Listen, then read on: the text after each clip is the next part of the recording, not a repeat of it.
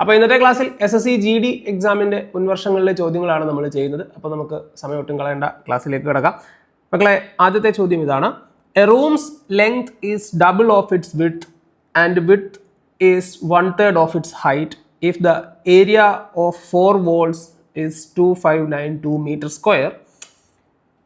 What is the height of this room എന്നാണ് ചോദ്യം. നമുക്കൊരു റൂമുണ്ട്. റൂം എന്ന് പറയുമ്പോൾ എപ്പോഴും ഒരു ക്യൂബോയിഡ് സ്ട്രക്ചർ ആയിരിക്കും കേട്ടോ. റൂമിങ്ങിലൊന്നുമല്ല, ഞാൻ ചുമ്മാ ഒന്ന് വരച്ചതാണ്. എൻ്റെ വരയ്ക്കാനുള്ള പ്രാവീണ്യം നിങ്ങൾ പല പ്രാവശ്യം കണ്ടതായിരിക്കും. അപ്പോൾ ഇവിടെ എന്താ പറഞ്ഞിരിക്കുന്നത്? ഈ റൂമിൽ എന്താണ്? A room's length is double of its width and width is 1/3 of its height. Okay, അപ്പം ഞാൻ ഇതിൻ്റെ ഹൈറ്റ് ആദ്യം നമുക്ക് ഹൈറ്റ് എടുക്കാമല്ലോ. ഹൈറ്റ് എത്ര എന്നാണ് പറഞ്ഞിരിക്കുന്നത്? ഹൈറ്റ് പറഞ്ഞിട്ടുണ്ട്. ഹൈറ്റ് അറിയത്തില്ല. ഓക്കെ, ഞാൻ അതിനെ എക്സ് ആയിട്ട് അങ്ങ് എടുക്കുവാണേ. ഹൈറ്റിനെ എക്സ് ആയിട്ട് എടുത്തു. അപ്പോൾ അങ്ങനെയാണെങ്കിൽ ഇതിൻ്റെ വിഡ്ത്ത് നമുക്ക് എടുക്കാമല്ലോ. വിഡ്ത്ത് എത്രയായിരിക്കും? വിഡ്ത്ത് പറഞ്ഞിരിക്കുന്നത് എന്താണ്? Width is 1/3 of height. Okay, അപ്പം x/3 എന്ന് എടുക്കാമല്ലോ. കാരണം വിഡ്ത്ത് ഹൈറ്റിൻ്റെ 1/3 പറഞ്ഞിട്ടുണ്ട്. ഇനി എന്താ? Height, A rooms height is double its width. Okay, length, A room's length. അപ്പം ലെങ്ത് നമുക്ക് എടുക്കണം. ഇനി അടുത്ത വേണ്ടത് ലെങ്ത് ആണ്. ഓക്കെ, ലെങ്ത് എന്താ പറഞ്ഞിരിക്കുന്നത്? ലെങ്ത് ഇതിൻ്റെ ഇരട്ടിയാണെന്ന്. ഏതിൻ്റെ? വിഡ്ത്തിൻ്റെ ഇരട്ടിയാണെന്ന്. വിഡ്ത്ത് എത്ര മക്കളെ? x/3. x/3യുടെ ഇരട്ടി എന്ന് പറയുമ്പോൾ നമുക്ക് എങ്ങനെ കിട്ടും? 2x/3 എന്ന് എടുക്കാമല്ലോ. 2x/3 എന്ന് നമുക്ക് എടുക്കാം. ഇനി എന്താണ്?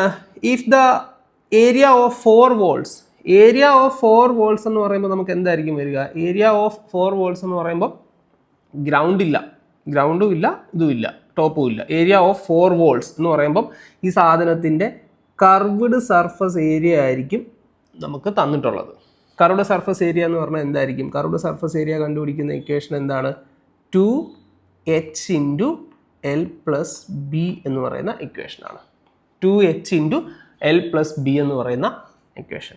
അപ്പോൾ ഇവിടെ 2h എന്ന് പറയുമ്പോൾ നമുക്കിനി വാല്യൂ ഇട്ട് കൊടുക്കാമല്ലോ. അപ്പോൾ നമുക്ക് ഇവിടുന്ന് CSI കണ്ടുപിടിക്കാം. 2h എന്ന് പറയുമ്പോൾ ഇങ്ങനെ വാല്യൂ സബ്സ്റ്റിറ്റ്യൂട്ട് ചെയ്യുവാണേ. 2 × h പകരം നമുക്ക് x ഇട്ട് കൊടുക്കാം. 2x, കാരണം ഹൈറ്റ് എന്ന് പറഞ്ഞാൽ നമുക്കിവിടെ x അല്ലേ, അപ്പം x ഇട്ട് കൊടുക്കാം. 2x × L + B. L എന്ന് പറയുമ്പോൾ എത്ര മക്കളെ?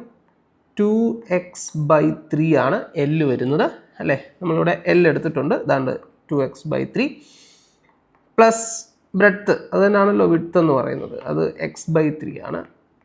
x/3 എന്ന് പറയുമ്പോൾ നമുക്ക് ഇത് തമ്മിൽ ആഡ് ചെയ്യുമ്പോൾ നമുക്ക് 2x × 2x/3യും x/3യും രണ്ടിൻ്റെയും കോമൺ ഡിനോമിനേറ്റർ ആണ്. സോ 3, പിന്നെ 2xും x കൂടെ കൂട്ടുമ്പോൾ 3x. 3x/3 എന്ന് പറയുമ്പോൾ നമുക്ക് എങ്ങനെ എഴുതാം? 3xനെ 3 കൊണ്ട് ഹരിച്ചാൽ എന്തായിരിക്കും നമുക്ക് കിട്ടുക? 3xനെ 3 കൊണ്ട് ഹരിച്ചാൽ x ആയിരിക്കും കിട്ടുക. അപ്പോൾ 2x × x എന്ന് പറയുമ്പോൾ 2x² എന്ന് എടുക്കാമല്ലോ, നമുക്ക് എടുക്കാം. ഓക്കെ, അപ്പോൾ നമുക്ക് 2x² എന്ന് പറയുന്നതാണ് അതിൻ്റെ എന്ത്? Curved surface area. അത് എത്ര എന്ന് കിട്ടിയിട്ടുണ്ട് നമുക്ക്? 2592. ഓക്കെ, അപ്പോൾ നമുക്ക് അതിൽ നിന്ന് x² കണ്ടുപിടിക്കാം. ഇവിടെ 2 കൊണ്ട് ഗുണിച്ചിരിക്കുകയല്ലേ, അപ്പുറത്തേക്ക് പോകുമ്പോൾ ഹരിക്കണം. സോ 2592 / 2 എത്ര കിട്ടും? 2 കൊണ്ട് ഹരിക്കുമ്പോൾ നമുക്ക് 1296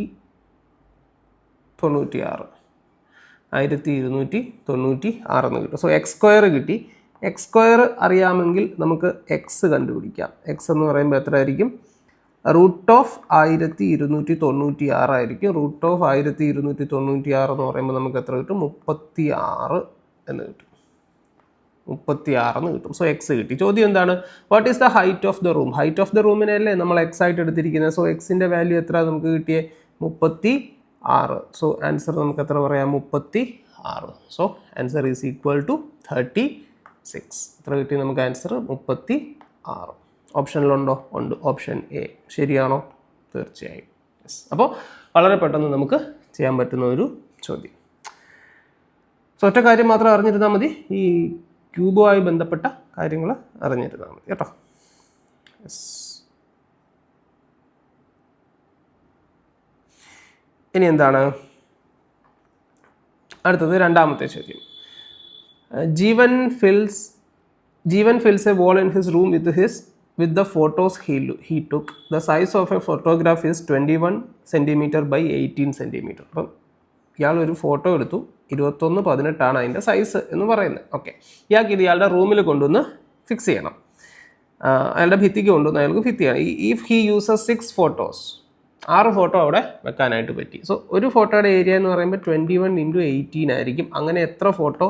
6 ഫോട്ടോ. അപ്പോൾ ഇതെല്ലാം കൂടെ മൾട്ടിപ്ലൈ ചെയ്യുക. 21 × 18 × 6, 21 × 6, 126, 18, എത്ര കിട്ടും? 2268. യെസ്, 2268. ഓപ്ഷനിലുണ്ടോ? ഉണ്ട്. Option B. കണ്ടോ, പെട്ടെന്ന് നമുക്ക് ആൻസർ കിട്ടി. സോ നമുക്ക് അടുത്ത ചോദ്യത്തിലേക്ക് പോകാം. യെസ്, മൂന്നാമത്തെ ചോദ്യം. ആൻസർ കിട്ടി. മൂന്നാമത്തെ ചോദ്യം എന്താണ്? It takes 8 people working at equal rates to finish a work in 96 days. അപ്പം 8 ആളുകൾക്ക് ഒരു ജോലി ചെയ്ത് തീർക്കാനായിട്ട് എത്ര ദിവസം വേണം? 96 ദിവസം വേണം. Okay, how long will 6 workers take for the same work? അപ്പോൾ അങ്ങനെയാണെങ്കിൽ എത്ര ദിവസം എടുക്കും 6 പേർക്ക് ഈ ജോലി ചെയ്യാനായിട്ട്? അപ്പോൾ 6 പേർക്ക് ഈ ജോലി ചെയ്യാനായിട്ട് എത്ര ദിവസം കൊടുക്കും? ഈ 8 പേർക്ക് 96 ദിവസമാണ്. അങ്ങനെയാണെങ്കിൽ 6 പേർക്ക് എത്ര ദിവസമാണ് എന്നാണ് ചോദ്യം. നമ്മൾ നോക്കുമ്പോൾ ഇത് നമുക്ക് M1 D1 = M2 D2 എന്നൊക്കെ പറയുന്ന ഇക്വേഷൻ ഉപയോഗിച്ചൊക്കെ നമുക്ക് ചെയ്യാം, അല്ലാതെയും ചെയ്യാം. ഇപ്പം M1 D1 ഒന്നും ഉപയോഗിക്കാതെയാണ് നമ്മളിത് ചെയ്യുന്നതെങ്കിൽ നമുക്ക് എങ്ങനെ ചെയ്യാൻ പറ്റും? M1 D1 ഉപയോഗിക്കാതെയാണ് നമ്മൾ ചെയ്യുന്നതെങ്കിൽ എങ്ങനെ ചെയ്യാം? അപ്പോൾ ഇവിടെ നമ്മൾ ബ്രോക്കൺ ചെയിൻ എന്ന് പറഞ്ഞൊരു കോൺസെപ്റ്റ് ഉപയോഗിച്ച് പെട്ടെന്ന് തന്നെ നമുക്കിത് ഈ ചോദ്യത്തിൻ്റെ ഉത്തരത്തിലേക്ക് പോകാം. അതായത് ബ്രോക്കൺ ചെയിൻ പറയുന്ന ഇതാണ്. ഇവിടെ 2 ജോഡിയുണ്ട്. 8ന് 6 എന്ന് പറയുന്ന ഒരു പെയറുണ്ട്. ഇവിടെ 96ന് ഒരു പെയർ ഇല്ല. ആ പെയറിനെ കണ്ടെത്തുക എന്നുള്ളതാണ് നമ്മുടെ ജോലി. സോ ഒറ്റയ്ക്ക് നിൽക്കുന്ന 96നെ ഇങ്ങ് എടുക്കുക ഇൻറ്റു. ഇനി നിങ്ങൾ ആലോചിച്ച് നോക്കുക, നിങ്ങൾക്ക് ഇവിടെ കിട്ടേണ്ടത്, ഈ ക്വസ്റ്റ്യൻ മാർക്ക് കിടക്കുന്ന സ്ഥലത്ത് വരേണ്ടത് 96നേക്കാളും ഒരു വലിയ വാല്യൂ ആണോ അതോ അതിനേക്കാളും ചെറിയ വാല്യൂ ആണോ? നിങ്ങൾക്ക് വരേണ്ടത് 96നേക്കാളും വലുതാണോ അതോ ചെറുതാണോ? Whether you need A smaller value or bigger value. ഇവിടെ 8 ആളുകൾക്ക് 96 ദിവസം എടുത്തെങ്കിൽ 6 ആളുകൾക്ക് അതിനേക്കാളും കൂടുതൽ എടുക്കും. കാരണം എന്താ? എഫിഷ്യൻസി കൂടിയാൽ എന്ത് കുറയും? ടൈം കുറയും, അല്ലേ? ടൈം ആൻഡ് വർക്കിലെ ഏറ്റവും പ്രധാനപ്പെട്ട കാര്യമാണ് whenever efficiency increases, time decreases. ടൈമും എഫിഷ്യൻസിയും എപ്പോഴും ഇൻവേഴ്സ് പ്രൊപ്പോർഷൻ ആയിരിക്കും. Time and efficiency are always inversely related എന്നൊരു കോൺസെപ്റ്റ് നമ്മൾ അവിടെ പഠിക്കുന്നുണ്ട്. അപ്പോൾ അത് പ്രകാരം എന്താണ് ഇവിടെ നമുക്ക് എന്തായിരിക്കും നമ്മുടെ ആൻസർ വരുന്നത്? എന്തായിരിക്കും? അപ്പം 96 ഇൻറ്റു നമുക്കിവിടെ കിട്ടേണ്ടത് 96നേക്കാളും വലുതാണ്. കാരണം എന്താ? എഫിഷ്യൻസി കുറഞ്ഞു. 8 പേരുടെ കഴിവ്, 8 പേരുണ്ടായിരുന്നത് 6 പേരായി. എഫിഷ്യൻസി കുറഞ്ഞു. അപ്പോൾ എന്ത് കൂടണം? ടൈമും കൂടണം. അപ്പോൾ ഇവിടെ വരുന്നത് വലുത് കിട്ടണം. വലുത് കിട്ടണമെങ്കിൽ ഇത്ര ഓർത്താൽ മതി, വലുത് ബൈ ചെറുത്. അപ്പോൾ 8/6 എന്ന് വേണം നമ്മൾ എടുക്കാനായിട്ട്. സോ 8 / 6. അപ്പോൾ നമ്മൾ ഈ 6നെയും ഈ 96നെയും കൂടെ വെട്ടുമ്പോൾ നമുക്ക് എത്ര കിട്ടും? നമുക്ക് 16 × 8. സോ ആൻസർ എന്ന് പറയുമ്പോൾ 16 × 8. 16നെ 8 കൊണ്ട് ഗുണിച്ചാൽ നമുക്ക് എത്ര കിട്ടും? 128. സോ നമ്മുടെ ആൻസർ എത്രയാണ്? 128. ഓപ്ഷനിലുണ്ടോ? ഉണ്ട്. Option C. സോ 128 എന്ന് നമുക്ക് ആൻസർ കിട്ടും. ശരിയാണോ? തീർച്ചയായും. സോ 128 എന്ന് നമുക്ക് ആൻസർ കിട്ടി. സോ നമുക്ക് അടുത്ത ചോദ്യത്തിലേക്ക് പോകാം. A shopkeeper marks up the price of an article 60% above cost price. ഒരു കച്ചവടക്കാരൻ അയാളുടെ cost price say let it be 100% or 100. ഈ പെർസെൻറ്റേജ് ഇങ്ങനെ ചുമന്നുകൊണ്ട് നടക്കണമെന്നില്ല, 100 ആയിട്ട് എടുക്കുക. പിന്നെ എന്താ പറഞ്ഞിരിക്കുന്നത്? അങ്ങനെ 100 ആയിരുന്നു. അന്നേരം അയാൾ എന്ത് ചെയ്തു? A shopkeeper marks up the price of an article 60% above cost price. അപ്പം അയാളുടെ മാർക്ക്ഡ് പ്രൈസ് എന്ന് പറയുന്നത് 60% കൂടുതലാണ്. ഏതിനേക്കാൾ? ഈ 100നേക്കാൾ അയാൾ 60% കൂട്ടിയാണ് വയ്ക്കുന്നത്. അപ്പം അയാളുടെ മാർക്കറ്റ് പ്രൈസ് എന്ന് പറയുന്നത് 160. ഇനി അയാൾ എങ്ങനെയാണ് വിൽക്കുന്നത്? അയാളുടെ സെല്ലിംഗ് പ്രൈസ് എങ്ങനെയാണ്? അല്ല എങ്ങനെയാണ് വിൽക്കുന്നത്? 60% വില അയാൾ 100 രൂപയ്ക്ക് അയക്ക് കിട്ടുന്ന സാധനം അതിൻ്റെ പുറത്തെ MRP 160 എന്നിട്ട് അയാൾ എന്ത് പറയും? Above the cost price and gives 10% discount. കസ്റ്റമറിനോട് പറയും ഞാൻ നിങ്ങൾക്ക് 10% ഡിസ്കൗണ്ട് തരാം എന്ന് പറഞ്ഞാൽ 160ൻ്റെ 10% കുറച്ച് കസ്റ്റമറിന് കൊടുക്കും. കസ്റ്റമറിന് അറിയുന്നില്ലല്ലോ 100 രൂപയുടെ സാധനമാണ്. കസ്റ്റമർ വന്ന് നോക്കുമ്പോൾ അതിൽ എഴുതി വെച്ചേക്കുന്ന വില 160. കടക്കാരൻ പറഞ്ഞു ഞാൻ 10% ഡിസ്കൗണ്ട് കുറച്ച് തരാം എന്ന് പറയുമ്പോൾ 90%. ഓക്കെ, സോ 16 × 9 നമുക്ക് എത്ര കിട്ടും? 144.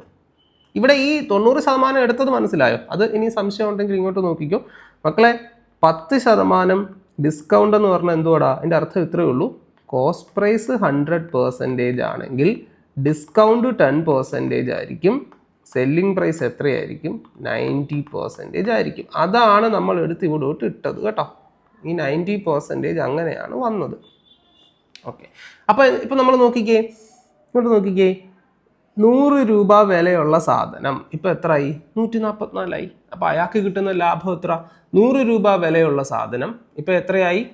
144. അപ്പം കസ്റ്റമറിന് കിട്ടുന്ന ലാഭം എത്ര? നോക്കിക്കേ, ഇങ്ങോട്ട് നോക്കിക്കേ. ഇവിടെ അയാൾക്ക് സംഭവിക്കുന്ന പ്രോഫിറ്റ് എത്ര? 100 144. 100 144. അപ്പം എത്ര സംഭവിക്കുന്നു? പ്രോഫിറ്റ് എത്ര കിട്ടുക? 44. ശരിയല്ലേ? 44 അയാൾക്ക് കിട്ടുന്ന പ്രോഫിറ്റ്. യെസ്. സോ ആൻസറിലുണ്ടോ? യെസ്, ആൻസറിലുണ്ടോ എന്നല്ല, ഓപ്ഷനിലുള്ളത് കറക്റ്റ് ആണോ? യെസ്, 44 കിട്ടുന്ന ആൻസർ. ഓക്കെ, സോ അടുത്ത ചോദ്യം, 5ാമത്തെ ചോദ്യം, question number 5. If the compound interest earned for second year is 240. 2 വർഷത്തെ എന്നല്ല, if the compound interest for 2 years എന്നല്ല, if the compound interest earned for second year is 240, 240, and the rate of interest applied is 20% per annum. Rate of interest എത്രയാണ്? 20% ആണ്. Find the principal invested. So നമ്മളോട് പറഞ്ഞിരിക്കുന്നത് 2 വർഷത്തെ compound interest എന്നല്ല, 2ാമത്തെ വർഷത്തെ compound interest ആണ്. പ്രത്യേകം ശ്രദ്ധിക്കണേ. ഇവിടെ ഇപ്പം നമ്മൾ let assume the sum 100 or നിങ്ങളുടെ പ്രിൻസിപ്പൽ എമൗണ്ട്, നിങ്ങൾക്ക് എന്ത് വേണേൽ പറയാം കേട്ടോ, സം എന്നോ പ്രിൻസിപ്പൾ എന്നോ എന്ത് വേണം പറയാം. പ്രിൻസിപ്പൽ എമൗണ്ട് 100 ആണ്. പ്രിൻസിപ്പൽ എമൗണ്ട് എത്രയാണ്? 100 ആണ്. റേറ്റ് പെർസെൻറ്റേജും പറഞ്ഞിട്ടുണ്ട്. ഇനി എന്ത് വേണം? റേറ്റ് പെർസെൻറ്റേജ് എത്ര? 20%. Rate percentage 20. അപ്പം ഞാൻ ചോദിക്കട്ടെ, ആദ്യത്തെ വർഷം ഫസ്റ്റ് ഇയറിൽ സിമ്പിൾ ഇൻട്രസ്റ്റ് എന്ന് പറഞ്ഞാലും കോമ്പൗണ്ട് ഇൻട്രസ്റ്റ് എന്ന് പറഞ്ഞാലും സെയിം ആണ്. ആദ്യത്തെ വർഷം സാധാരണ പലിശ എന്ന് പറഞ്ഞാലും കൂട്ടുപലിശ എന്ന് പറഞ്ഞാലും എല്ലാം സെയിം ആണ്. സോ ഫസ്റ്റ് ഇയറിൽ മുതലിൻ്റെ പലിശ മാത്രമേ കിട്ടത്തുള്ളൂ, അതായത് 20 രൂപ. പക്ഷേ സെക്കൻഡ് ഇയറിൽ കളി മാറും. എന്താ? സെക്കൻഡ് ഇയറിൽ മുതലിൻ്റെ പലിശയായ 20 കിട്ടും, പിന്നെ പലിശയുടെ പലിശ, അതായത് ദാ ഈ 100 രൂപ ഇല്ലേ മക്കളെ, സോറി 100 അല്ല, ഈ 20 രൂപ ഇല്ലേ, ഇതോടെ 1 വർഷം കടന്നില്ലേ? ആദ്യത്തെ വർഷം കിട്ടിയ പലിശ, ആ പലിശ വീണ്ടും 2ാമത്തെ വർഷമായപ്പോൾ 1 വർഷം കടന്നു. അപ്പോൾ പലിശയുടെ പലിശയും കൂടെ കിട്ടും, 20ൻ്റെ 20% കൂടെ കിട്ടും. 20ൻ്റെ 20% എന്ന് പറഞ്ഞാൽ എത്ര? 4. അപ്പോൾ 2ാമത്തെ വർഷത്തെ പലിശ എന്ന് പറഞ്ഞാൽ ദാ ഇത്രയും മാത്രമല്ലേ? ഇതെത്ര ആയിരിക്കും? 24 ആയിരിക്കത്തില്ലേ? ആ 24നെയാണ് അവർ പറഞ്ഞിരിക്കുന്നത് എത്രയാണെന്ന്? 240 ആണ്. കാരണം 2ാമത്തെ വർഷത്തെ പലിശ മാത്രമാണ് എത്ര? 24. ഈ 24 240. സോ 24 240 ആണെങ്കിൽ ഒന്നെന്ന് പറയുന്നത് എത്ര ആയിരിക്കും? 24 മുട്ടായിക്ക് 240 രൂപ. ഒരു മുട്ടായുടെ വില എത്ര? 10 അല്ലേ? ഒന്നെന്ന് പറയുന്നത് എത്ര ആയിരിക്കും? 10 ആയിരിക്കും. കണ്ടുപിടിക്കേണ്ടത് എന്തുവാ? പ്രിൻസിപ്പൽ എമൗണ്ടാണ് കണ്ടുപിടിക്കേണ്ടേ. പ്രിൻസിപ്പൽ എമൗണ്ട് എന്ന് പറയുമ്പോൾ എത്ര ആയിട്ടാണ് നമ്മൾ എടുത്തിരിക്കുന്നത്? 100 ആയിട്ടാണ് എടുത്തിരിക്കുന്നത്. ഒന്നെന്ന് പറയുന്നത് 10 ആണ്, 100 എന്ന് പറയുന്നത് എത്ര ആയിരിക്കും? 1000 ആയിരിക്കും. സോ ആൻസർ എത്ര? 1000. ഓപ്ഷനിലുണ്ടോ? യെസ്, ഓപ്ഷനിലുണ്ട്. ഓപ്ഷൻ എ ശരിയാണോ? തീർച്ചയായും യെസ്. അടുത്ത ചോദ്യം. The curved surface area of a right circular cone of radius 28 cm ഈസ് 4664 സെൻറ്റിമീറ്റർ സ്ക്വയർ എന്നാണത് കേട്ടോ. അത് എഴുതി വന്നപ്പോൾ അങ്ങനെ ആയതാണ് centimetre square. What is the slant height of the cone? ഇവിടെ നമ്മൾ അറിഞ്ഞിരിക്കേണ്ട കാര്യം വളരെ സിമ്പിളാണ്. CSA കർവ്ഡ് സർഫസ് ഏരിയ എന്ന് പറഞ്ഞാൽ കോണിൻ്റെ കർവ്ഡ് സർഫസ് ഏരിയ എന്ന് പറഞ്ഞാൽ πRL ആണ്. അതിൽ അവർ തന്നെ പറഞ്ഞിട്ടുണ്ട് π ഈസ് ഈക്വൽ ടു 22/7 എന്ന് എടുത്തോളം പറഞ്ഞിട്ടുണ്ട്. ചിലപ്പോൾ പറയും 3.14 എടുക്കാൻ. ഇവിടെ പറഞ്ഞിരിക്കുന്നത് 22/7 എടുത്തോളം പറഞ്ഞിട്ടുണ്ട്. അതുകൊണ്ട് നമുക്ക് ആ വാല്യൂ ഇട്ട് തന്നെ ചെയ്യാം. ഇനി എന്താ, ആറും പറഞ്ഞിട്ടുണ്ട്. R is equal to radius. ഈ L എന്ന് പറയുന്നത് സ്ലാൻഡ് ഹൈറ്റ് കേട്ടോ. എല്ലിനെ നമ്മൾ സ്ലാൻഡ് ഹൈറ്റ്, അതിവിടെ ഒരു ചോദ്യത്തിൽ തന്നെ പറഞ്ഞിട്ടുണ്ട് സ്ലാൻഡ് ഹൈറ്റ് എന്നുള്ളത്. അതാണ് നമ്മൾ L കൊണ്ട് ഡിനോട്ട് ചെയ്യുന്നത്. അപ്പോൾ R ഈസ് ഈക്വൽ ടു 28. ചിലപ്പോൾ ഡയമീറ്റർ തരും. അങ്ങനെയാണെങ്കിൽ നമ്മൾ ഡയമീറ്ററിൻ്റെ പകുതി എടുത്ത് റേഡിയസ് ആക്കി എഴുതിക്കോണം. അപ്പോൾ ഇവിടെ പൈ എന്ന് പറയുമ്പോൾ നമുക്ക് ഏത് വാല്യൂ എഴുതാം? പൈ എന്ന് പറയുമ്പോൾ 22/7 ഇൻറ്റു റേഡിയസ് എത്ര? 28 ഇൻറ്റു സ്ലാൻഡ് ഹൈറ്റ് അറിയത്തില്ല L ഈസ് ഈക്വൽ ടു 4664. അപ്പോൾ 7 4 22 ഇൻറ്റു 4 88 ഇൻറ്റു സ്ലാൻഡ് ഹൈറ്റ് എന്ന് പറയുന്നതാണ് 4664. അപ്പം ഈ സ്ലാൻഡ് ഹൈറ്റ് എന്ന് പറയുന്ന സാധനം എത്രയായിരിക്കും? 4664 ഡിവൈഡഡ് ബൈ 88. അപ്പോൾ എത്ര കിട്ടും? നമുക്ക് ഹരിച്ച് നോക്കുമ്പോൾ നമുക്ക് എത്ര കിട്ടും? 11 കൊണ്ടൊക്കെ കട്ട് ചെയ്ത് കളയാം. 4 യെസ്. അപ്പോൾ നമുക്ക് എത്ര കിട്ടും? 53 എന്ന് ആൻസർ കിട്ടും. സോ ആൻസർ എത്രയാണ്? 53. 53 എന്ന് ആൻസർ കിട്ടും. ഓപ്ഷനിലുണ്ടോ? ഉണ്ട്. ഓപ്ഷൻ എ ശരിയാണോ? Yes, option A. നമുക്ക് അടുത്ത ചോദ്യം നോക്കാം. ക്വസ്റ്റ്യൻ നമ്പർ 7 എന്താ പറഞ്ഞിരിക്കുന്നത്? In A factory 60% of the workers are above 30 years and of this 75% are males and the rest are females. If there are 1350 male workers above 30 years, the total number of workers in the factory is. So ഈ ഒരു ഫാക്ടറിയിൽ എത്രയാണ്? 60. അപ്പം നമുക്ക് ഫാക്ടറിയിൽ എത്ര പേരുണ്ടോയെന്നൊന്നും നമുക്കറിയത്തില്ല. നമ്മൾ അതുകൊണ്ട് ടോട്ടൽ വർക്കേഴ്സ്, ടോട്ടലിനെ നമ്മൾ എത്ര ആയിട്ട് എടുക്കുന്നു? ടോട്ടൽ വർക്കേഴ്സിനെ നമ്മൾ 100% ആയിട്ട് എടുക്കും. 100%. ടോട്ടൽ എത്രയാണ്? 100%. അതിൽ എന്താ പറഞ്ഞിരിക്കുന്നത്? 30 yearsൽ കുറവുള്ളതും 30 yearsൽ കൂടുതലുള്ളതും അല്ലേ? In A factory 60% of the workers are above 30 years and of this 75% R mail. അപ്പോൾ 30 yearsൽ കുറവുള്ളവർ 60% പേര്. അപ്പോൾ 30 yearsനേക്കാളും എബവ് 30 അല്ലേ? Yes. In A factory 60% of the workers are above 30. അപ്പോൾ 30 വയസ്സിന് മുകളിലുള്ളവർ 60% ആണ്. അപ്പം 30 വയസ്സിൽ താഴെയുള്ളവരെന്ന് പറയുന്നത് ബാക്കി 40% ആയിരിക്കും. കാരണം ആകെ 100% ഇങ്ങനെ പോകുമ്പോൾ ബാക്കി എത്ര ആയിരിക്കും? 100%ത്തിൽ 60% പേര് 30 വയസ്സിന് മുകളിലുള്ളവരാണ്. അതിൻ്റെ അർത്ഥം എന്താണ്? ബാക്കി വരുന്നതെന്ന് പറയുമ്പോൾ 40% പേര് 30 വയസ്സിൽ താഴെയുള്ളവരായിരിക്കും. അപ്പം അതെത്രയാണെന്നാണ് നമ്മളുടെ ചോദ്യം. അതെത്രയാണെന്നല്ല, അതിനെ പറ്റി വേറൊരു കാര്യം കൂടെ പറഞ്ഞിട്ടുണ്ട്. എന്താണ്? ഈ 60% പേരിൽ തന്നെ ആരൊക്കെയുണ്ട്? പുരുഷന്മാരുമുണ്ട്, സ്ത്രീകളുമുണ്ട്. Male and female. മെയിൽസ് 75%. ഏതിൻ്റെ? ഈ 60%ൻ്റെ 75%. ഫീമെയിൽസ് ബാക്കി എത്ര ആയിരിക്കും? 25% ആയിരിക്കും. ഏത്? 60%ൻ്റെ 25%. അപ്പോൾ ഈ 75%നെ മക്കളെ നമുക്ക് എങ്ങനെ എഴുതാം? 3/4 എന്ന് എഴുതാമല്ലോ.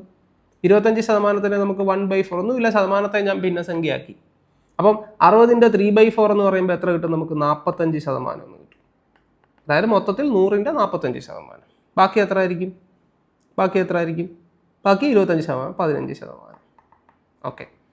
എന്തോ കണ്ടുപിടിക്കേണ്ടത്? 6 എണ്ണോ തന്നേക്കുന്നത്? 1350 പുരുഷന്മാരുന്നു. അപ്പോൾ 45 എന്ന് പറയുന്നതാണ് 1350 അല്ലേ? 45 എന്ന് പറയുന്നതാണ് 1350. 45 എന്ന് പറയുന്നതാണ് 1350. എന്തോ കണ്ടുപിടിക്കണ്ടേ? നമുക്ക് ഒന്ന് കണ്ടുപിടിക്കാം. ഒന്ന് എത്ര ആയിരിക്കും? 1350 ഡിവൈഡഡ് ബൈ 45. എത്ര കിട്ടും നമുക്ക്? 45 3. അപ്പോൾ 30 എന്ന് കിട്ടും. ഒന്നെന്ന് പറയുമ്പോൾ എത്ര കിട്ടി? 30 കിട്ടി. കണ്ടുപിടിക്കേണ്ടത് എന്തുവാ? ചോദ്യം എന്തുവാ? എന്തോ കണ്ടുപിടിക്കണ്ടേ? Total number of employees. Total 100% ആയിട്ടല്ലേ എടുത്തിരിക്കുന്നത്? അതെ. അപ്പോൾ 100% എന്ന് പറഞ്ഞാൽ എത്ര ആയിരിക്കും? 1% 30 ആണെങ്കിൽ 30 ഇൻറ്റു 100, 30ൻ്റെ അപ്പുറത്ത് 2 പൂജ്യം 3000 എന്ന് നമുക്ക് ആൻസർ കിട്ടും. 3000 എന്ന് നമുക്ക് ആൻസർ കിട്ടും. 3000 ശരിയാണോ? യെസ്. അടുത്ത ചോദ്യത്തിലേക്ക് പോകാം. Question number 8. The body weight of 7 boys is recorded as 70 kg, 64 kg, 55 kg, 81 kg, 45 kg, 76 kg and 92 kg. What is the average body weight of all 7 boys?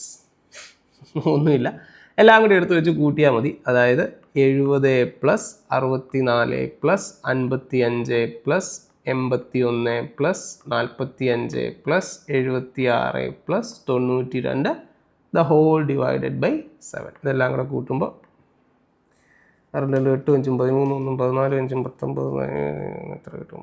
3 7 48 483 divided by 7 69 അല്ലേ? Yes, 69. Option A ശരിയാണോ? Yes. Almost എല്ലാ ചോദ്യങ്ങളുടെയും option A ആണ്. കുറേ ചോദ്യങ്ങൾ A വന്നിട്ടുണ്ട് എന്ന് തോന്നുന്നു. Okay, അടുത്ത ചോദ്യം നോക്കാം. അടുത്ത ചോദ്യം ഇത് ഒരല്പം നീണ്ടുപോയി അല്ലേ? വലിയൊരു സിംപ്ലിഫിക്കേഷൻ പ്രോബ്ലമാണ്. ഒരല്പം നീണ്ടുപോയി ആ ചോദ്യം. പക്ഷേ നമുക്കത് വളരെ പെട്ടെന്ന് ചെയ്യാം. ഇവിടെ ഈ ഹരണം വരുന്ന എല്ലാം ഒന്ന് ഡിവൈഡ് ഒന്ന് ഹൈലൈറ്റ് ചെയ്ത് വെച്ചോണേ. 11/7 8/13. കാരണം അത് നമുക്ക് ആദ്യം ചെയ്യണം. അതുകൊണ്ടാണ് ആദ്യം ചെയ്യണം എന്ന് പറഞ്ഞാൽ ഞാൻ ഈ പറയുന്നത് ഈ ഒരു ഓർഡറിൽ ആദ്യം നമുക്ക് 63 ഇൻറ്റു 6 ഇങ്ങനെ അങ്ങ് എഴുതി പോകണം, minus 11/7 into 35 plus 156 into 8/13 minus 9/49 into 196 plus 108. ഞാനത് അത്രയും ഇതായിട്ട് എഴുതി ഒറ്റ ലൈനിലങ്ങ് നിർത്താൻ വേണ്ടിയിട്ടാണ്. എന്ത് ചെയ്യാനാന്ന് പറ, സമ്മതിക്കത്തില്ല. നമുക്ക് വീണ്ടും എഴുതാം. അപ്പോൾ നോക്കിക്കോ, ഇനി ഈ പ്രാവശ്യം നമ്മൾ തോറ്റ് കൊടുക്കത്തില്ല. ഇങ്ങനെ അറ്റത്ത് വെച്ച് എഴുതാം. 63 into 6/54 minus 11/7 into 35 plus 156 into 8/13 minus 9/49 into 196 plus 108 into 14/36. ആഹാ, ഇനി എന്താ ചെയ്യണ്ടേ? വെട്ടിക്കളയുക എന്നുള്ളതാണ്. ഇവിടെ നോക്കിക്കേ, 6ഉം 54ഉം കൂടെ നമുക്ക് ഹരിക്കുമ്പോൾ എത്ര കിട്ടും? 9. 9 കിട്ടുമ്പോൾ 7. ഇവിടെ 7 5 പ്രാവശ്യം, ഇവിടെ 13 12 പ്രാവശ്യം, 49 4 പ്രാവശ്യം, 36 3 പ്രാവശ്യം. ഓക്കെ, ഇനി നമുക്ക് മൾട്ടിപ്ലൈ ചെയ്ത്. അപ്പോൾ ഇവിടെ എത്ര കിട്ടും നമുക്ക്? ഇവിടെ 7 പിന്നെ 11 ഇൻറ്റു 5 സൈൻ നോക്കിക്കണം, മൈനസ് ആണ്, 55 പ്ലസ് 12 ഇൻറ്റു 8 96 മൈനസ് 9 ഇൻറ്റു 4 36 പിന്നെ പ്ലസ് 14 ഇൻറ്റു 3 42. ഓക്കെ, ഇനി ഒരു കാര്യം നിങ്ങൾ ശ്രദ്ധിച്ചോണം.